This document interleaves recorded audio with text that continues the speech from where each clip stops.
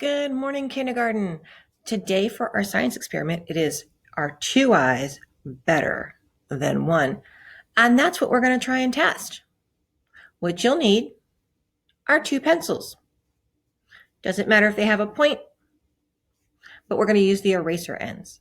And what I'd like you to do is you're going to hold the pencils, one in each hand. You're going to kind of hold your arms straight out, okay? And then what I want you to do is close one eye. Now, if you can do a winky eye and close one eye and have one eye open, awesome. Or if you have to put something to cover your eye, that is great as well. So close one eye.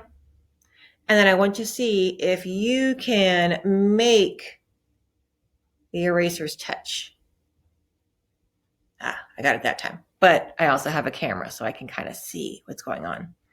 So see if one eye is better than the other. Now, after you've closed this eye, try closing your other eye. That was a little harder for me to close by itself. There we go. I missed again.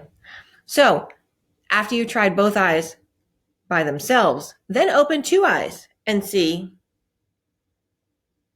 No problem. So try that experiment at home. See if one eye is better than two.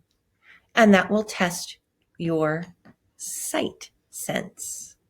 Have a great afternoon.